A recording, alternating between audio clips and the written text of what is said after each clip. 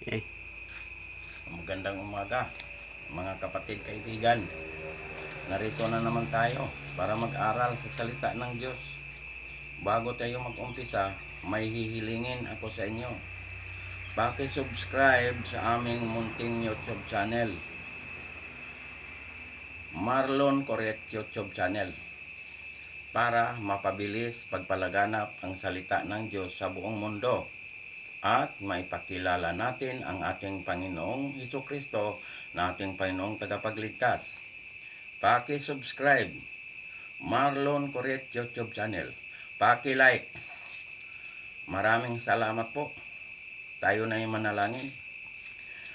Ama naming Diyos, na makapangyarihan sa lahat. Salamat po, Panginoon, sa umagang ito. Narito po kami, Ama, kami po'y mag-aral sa iyong salita. Basbasan mo po, Panginoon, ng lahat ng taga-subaybay at lahat ng taga-pakinig nitong mensahe na ito, na sila'y makakilala sa iyo at ikaw ay tanggapin bilang Panginoon at tagapagligtas. Ito ang aming hiling at samot dalangin sa pangalan ng aming Panginoong Hesukristo, na aming Panginoong tagapagligtas. Amen. Dito tayo mag-aral, mga kapatid, kaibigan, sa Juan, Kapitulo 5, versikulo 37 hanggang 44. Ito ang sinasabi dito sa versikulo 37. Ang Ama na nagsugo sa akin ay siyang nagpatotoo tungkol sa akin. Kailan may hindi ninyo narinig ang kanyang tinig o hindi ninyo nakita ang kanyang anyo. Hindi natin nakita ang Ama. Hindi natin narinig ang kanyang tinig. Pero ang nagpatotoo ang Ama. Sinugo ang ating Panginoong Hesukristo. Siya ang Diyos nga nagkatawang tao. Siya ay tunay na Diyos at buhay na walang hanggan. Siya ang sinugo ng Ama dito sa lupa para tayo ay magkaroon ng kaligtasan. Pag tayo ay naniniwala sa Kanya, pag tayo ay tumanggap sa Kanya. Sino ating tanggapin? Si Hesukristo. Pag tinanggap natin si Hesukristo, pati ang Ama, tinanggap natin. Iyan ang ibig sabihin nito, mga kapatid, kaibigan. Sinugo ng Ama si Hesukristo para kung sino mang sumampalataya at mananalig sa Kanya at tumanggap sa Kanya ay magkaroon ng buhay na walang hanggan. Ayan, mga kapatid, kaibigan, ang ibig sabihin nito. 38, ito ang sinasabi sa 38. At walang salita niya na nananatili sa inyo, sapagkat hindi kayo sumasampalataya sa kanyang sinugo. Ang sabi rito, hindi sumasampalataya sa kanyang sinugo. Sino itong sinugo? Si Hesukristo ito. Sinugo ng Ama. Dapat ito ay sampalatayanan at tanggapin bilang Panginoon at tagapagligtas. Yan ang sinasabi rito. Sinugo ng Ama ang ating Panginoong Hesukristo. Siya nagpakita. Siya ang nakikita ng mata ng tao. Siya ang ipinako sa cross. Siya ang nagbayad ng ating kasalanan. Si Hesukristo. Dahil sinugo siya ng Ama para tayo ay magkaroon ng kaligtasan at buhay na walang hanggan. Yan, kapatid, kaibigan. Paniwalaan natin ito dahil ang nagpatotoo ang Ama, ang Diyos Ama, nga si Hesukristo ay sinugo ng Ama.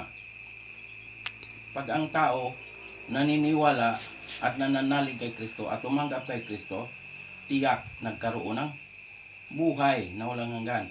pangalan ay nakasulat sa aklat ng buhay. Ayan ang kasiguruhan, mga kapatid kaibigan, katiyakan sa kaligtasan. 39, ito ang sinasabi rito sa 39.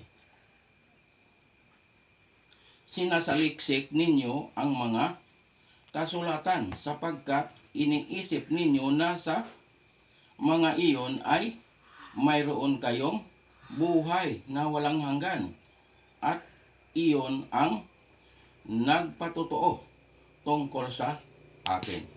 Sino tong akin? Si Jesucristo.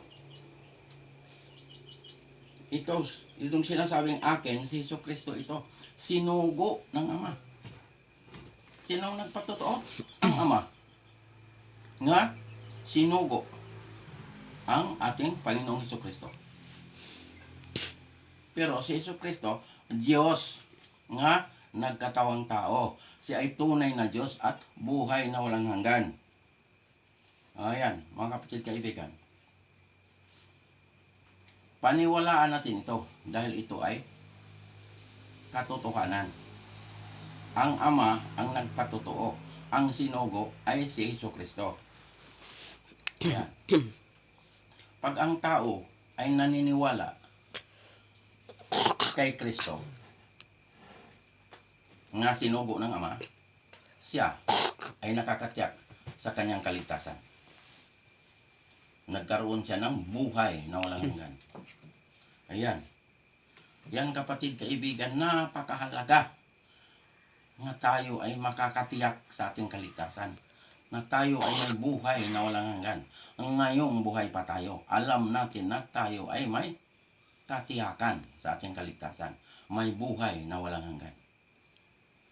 Ang mga tao na hindi naniniwala kay Kristo, hindi nananalig kay Kristo, tiyak wala ang pangalan sa aklat ng buhay.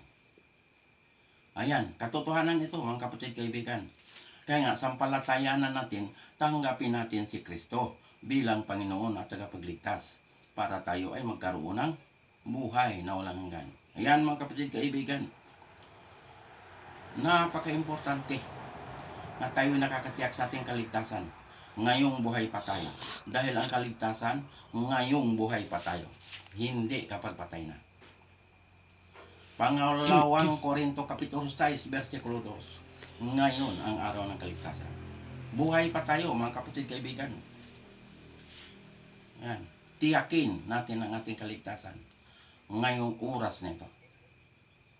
Baka bawian tayo ng ating hiram na buhay. Hindi natin tinanggap si Kristo. Wala na tayong pag-asa. Yan. 40. Ito ang sinasabi dito sa 40. Subalit, ayaw ninyong lumapit sa akin upang kayo'y magkaroon ng buhay. Anong sinabi? Ayaw lumapit kay Kristo para sana magkaroon ng buhay na walang hanggan. Sa iba, lumapit. Sa mga ribulto, lumapit. Sa mga Diyos-Diyosan, lumalapit. Nga ang dapat lapitan, si Jesucristo, dahil siya ang tagapagligtas, wala nang iba. Ang ating Panginoong Jesucristo, ayan lang ang makapagliligtas sa bawat isa sa atin. Walang ibang tagapagligtas, kundi si Jesucristo lamang. Ayun ang ating lalapitan. Ayun ang ating sampalatayanan. Ayun ang ating tanggapin. Para tayo ay magkaroon ng kaligtasan. Katiyakan. Ayan. Pag hindi lumapit kay Kristo, hindi tumanggap kay Kristo, wala ang buhay na walang hanggan. Pero pag ikaw, ngayon, narinig mo itong mensahe nito, pag ikaw ay lumapit kay Kristo, pag ikaw ay nananalig kay Kristo, pag ikaw ay tumanggap kay Kristo bilang Panginoon at tagapagligtas, ikaw ay may buhay na walang hanggan. Ikaw ay nakakatiyak sa iyong kaligtasan. Halimbawa, bawian ka ng iyong hiram na buhay. Hindi ka matatakot. Bakit? Nakakatiyak ka nga, ikaw ay ligtas. Yan ang ibig sabihin nito, mga kapatid kaibigan. Katiyakan. Kasiguraduhan sa kaligtasan. Dahil si Kristo lamang ang tagapagligtas, wala nang iba. Gawa 4:12. 41. Ito ang sinasabi dito sa 41. Hindi ako tumatanggap ng kaluwalhatian mula sa mga tao. Si Kristo hindi tumatanggap ng kaluwalhatian mula sa tao. Yung patutuo ng tao. Sino ang nagpatutuo nito? Ang Ama. Dahil ang Ama ay yun ang nagsugo sa anak. Sinugo ang anak. Nga si Kristo. Ayan ang nagpatutuo, ang Ama. Kaya paniwalaan natin itong salitang ito dahil ito ay katotohanan at buhay itong salita na ito. Ayan. Naunawaan ba natin ito, mga kapatid kaibigan, itong minsay na ito. Ayan. Katiyakan sa kaligtasan. Itong ating pinag-aaralan ngayon. Dahil mahalaga ang kaligtasan. Yan. 42. Ito ang sinasabi dito sa versikulo 42. Subalit, nalalaman ko na ang pag-ibig ng Diyos ay wala sa inyo. Yan ang sinasabi dito. Ang pag-ibig ng Diyos ay wala sa inyo. Yan ang sinasabi dito. Kaya nga, kailangan para ang pag-ibig ng Diyos nasa atin, manalig tayo kay Kristo. Tanggapin natin si Kristo bilang Panginoon at tagapagligtas. Para ang pag-ibig ng Diyos ay nasa atin. Basta tayo ay nananalig kay Kristo, pag tayo ay tumanggap kay Kristo bilang Panginoon at tagapagligtas, ang pag-ibig ng Diyos ay nasa atin. Ayan, mga kapatid kaibigan. Yan ang ibig sabihin yan. Versikulo 43. Ito ang sinasabi rito sa 43. Naparito ako sa pangalan ng aking Ama at hindi ninyo ako tinanggap. Kung iba ang pumarito sa kanyang sariling pangalan, iyon ang inyong tatanggapin. Parang nagsilos ang ating Panginoon. Pag iba daw ang pumarito, tinatanggap. Pero pag siya, hindi tinatanggap. Yan ang ibig sabihin dito sa versikulo 43. Si Kristo ang sinugo ng Ama rito. Ipinadala ang kanyang bugtong na anak dito sa sanlibutan para tayo ay magkaroon ng kaligtasan, magkaroon ng buhay na walang hanggan. Pero hindi tinanggap. Iba ang tinanggap. Yan ang sinasabi dito. Siya, hindi tinanggap. Pag iba, tinatanggap. Parang nagsilos ang ating Panginoong Jesucristo. Pag iba daw, pumarito, tinatanggap. Pero pag siya, hindi tinatanggap. Kaya, ang ibig sabihin nito, mga kapatid kaibigan, manalig tayo kay Kristo. Tanggapin si Kristo bilang Panginoon at tagapagligtas. Para ang pag-ibig ng Ama nasa atin. Yan. Yan mga kapatid kaibigan, ang katotohanan. Ayaw ng Diyos na tayo ay mapahamak. Gusto ng Diyos na tayo maligtas. Kaya, sampalatayanan natin si Kristo. Manalig kay Kristo. Tanggapin si Kristo bilang Panginoon at tagapagligtas. Para tayo ay magkaroon ng buhay na walang hanggan. Huwag tayo lumapit sa iba. Huwag natin tanggapin ang iba. Ang tanggapin natin si Kristo. Dahil siya ang Panginoon nga tagapagligtas. Wala nang ibang tagapagligtas kundi si Kristo lamang. Yan, mga kapatid kaibigan. Malinaw ang salita ng Diyos. Nga tinuturuan tayo niya para tayo ay magkaroon ng buhay na walang hanggan. Tanggapin natin si Kristo bilang Panginoon at tagapagligtas. Last verse, 44. Ito ang sinasabi dito sa 44. Paano kayo mananampalataya gayong tumatanggap kayo ng kaluwalhatian mula sa isa't isa at hindi ninyo hinahanap ang kaluwalhatiang mula sa tanging Diyos.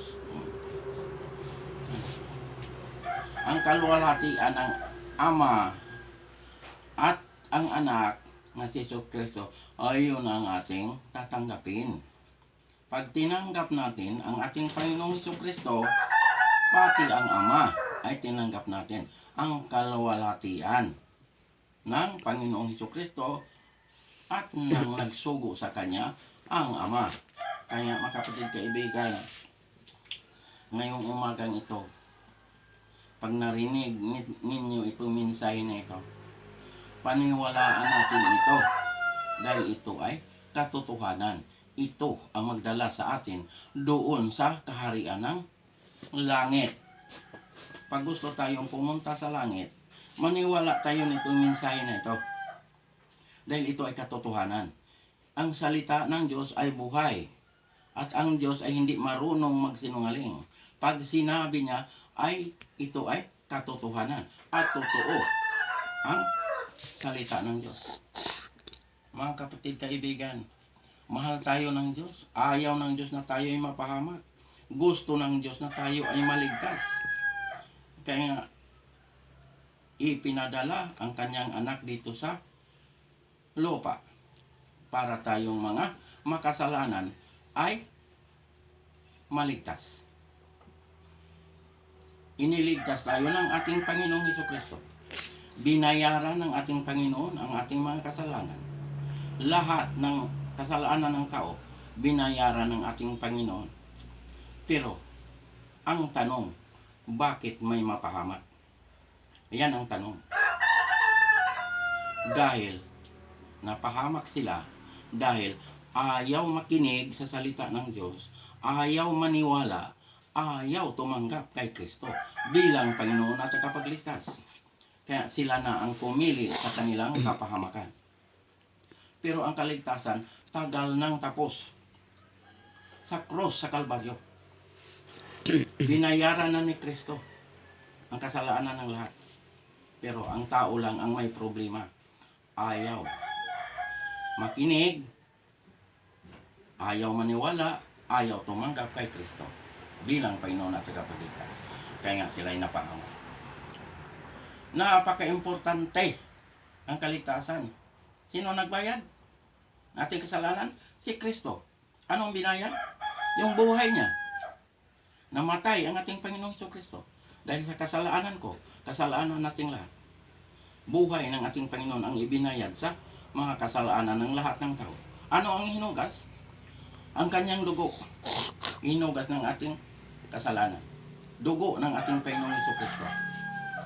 Kaya nga ang kaligtasan, kahit sinong mayaman sa mundong ito, hindi niya kaya bilhin ang kaligtasan.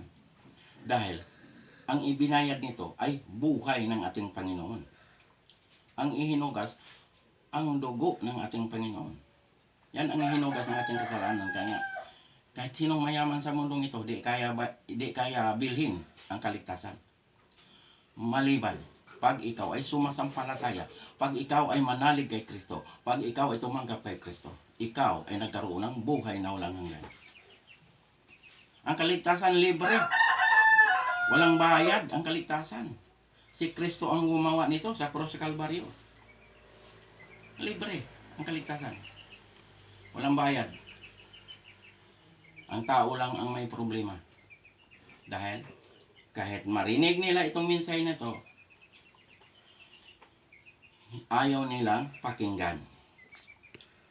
Ayaw nilang manalig kay Kristo. Ayaw nilang tumanggap kay Kristo bilang Panginoon at tagapagligtas. Pero kapatid, kaibigan, ngayong umagang ito, pag kayo ay naniniwala, pag kayo ay nananalig kay Kristo, pag kayo ay tumanggap kay Kristo bilang Panginoon at tagapagligtas, kayo ay may buhay na walang hanggan. Pangalan ay nakasulat na sa aklat ng buhay.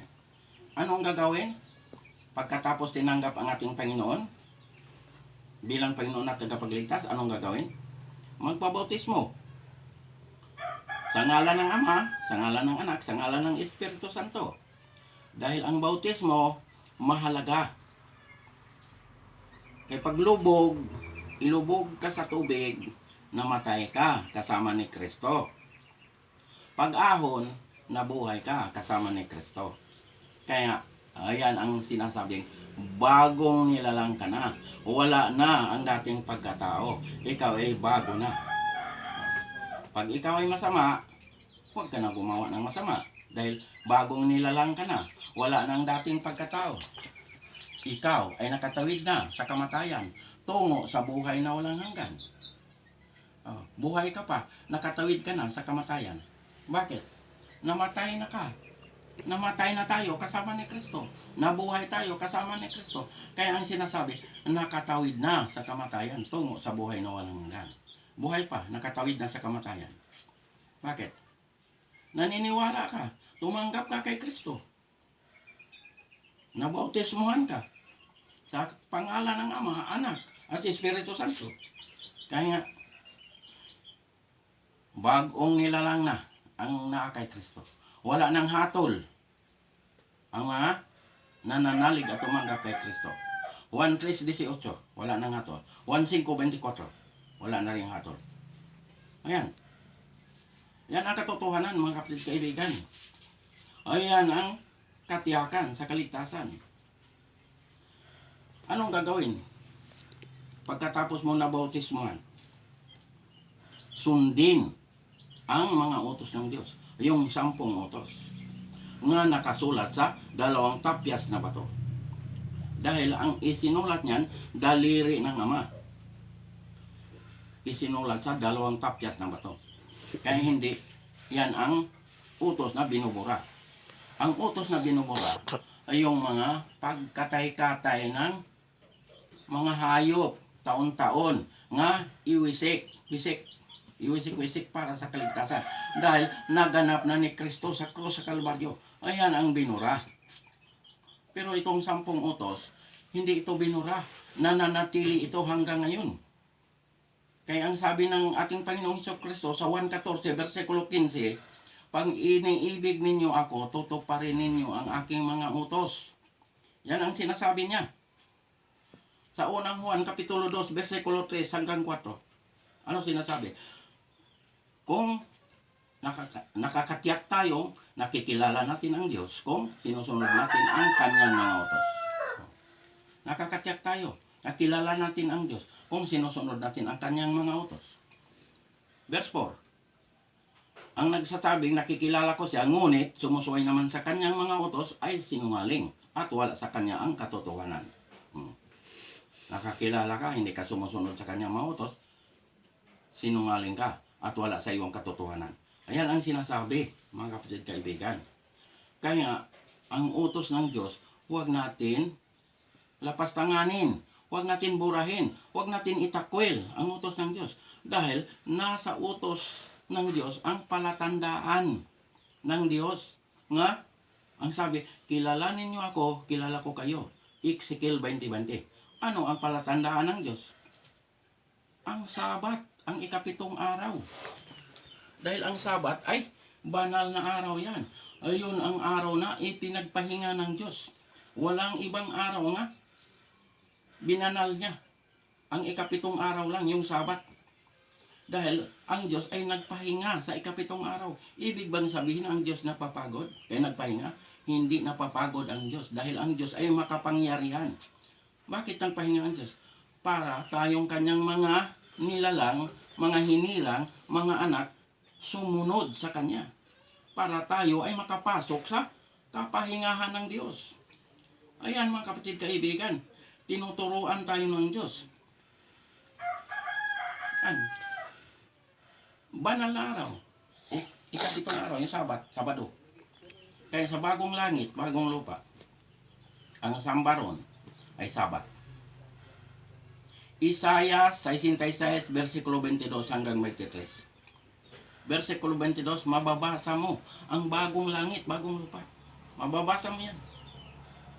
Versikulo 23, mababasa mo rin yung araw ng pamamahinga, Sabat yan. Pero dito sa Biblia ang hawak ko, ito ang nakalagay rito ay Sabat.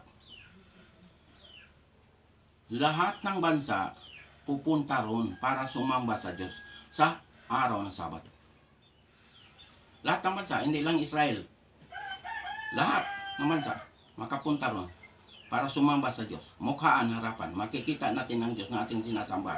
Pero mga kapatid, kaibigan, hindi makapagsamba ron ang mga pangalan nga hindi nakasulat sa aklat ng buhay. Dahil iba ang destinasyon ng mga pangalan nga hindi nakasulat sa aklat ng buhay. Ang destinasyon nun ay lawa na apoy. Ang lawa na apoy, ayun ang pangalawang kamatayan. Ayun ang impyerno. Yan ang destinasyon ng mga pangalang hindi nakasulat sa aklat ng buhay. Pero mga kapatid, kaibigan, yung mga nananalig kay Kristo, mga tumanggap kay Kristo, pangalan ay nakasulat sa aklat ng buhay. Ayun ang makapagsamba ron sa bagong langit, bagong lupa na pinaghaharian ng katarungan.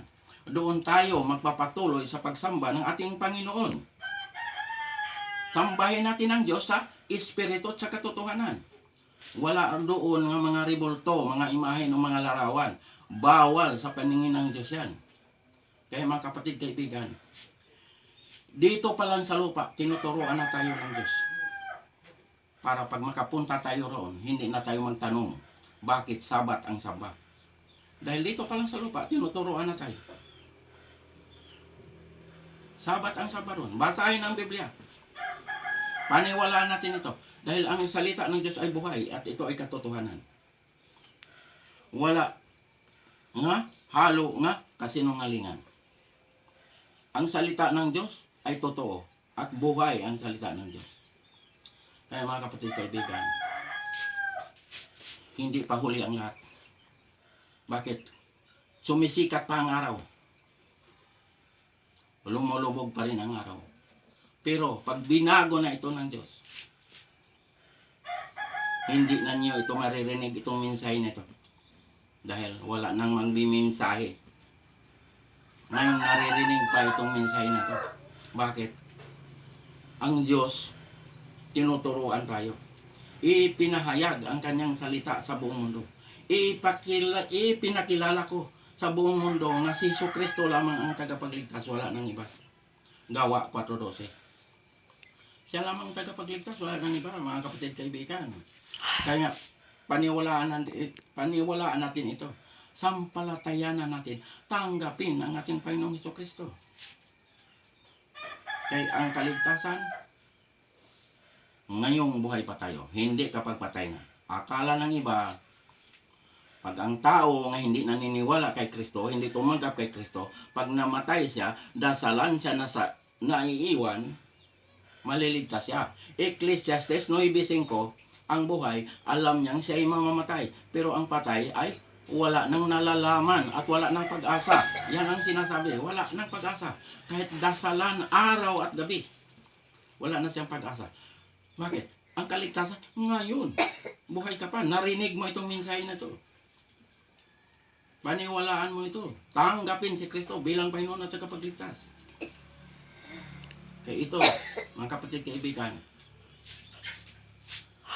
ang Diyos alam ang ating isip, alam ang laman ng ating puso.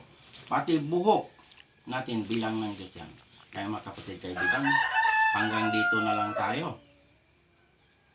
Paki-subscribe sa aming munting YouTube channel. Paki-like para mapabilis pagpalaganap ang salita ng Diyos sa buong mundo. At maipakilala natin ang ating Panginoong Jesucristo, nating Panginoong tagapagligtas. Maraming salamat po. Tayo na yung manalangin. Ama naming Diyos nga makapangyarihan sa lahat, salamat po Panginoon sa mga salita mo naming napag-aralan ngayong umagang ito.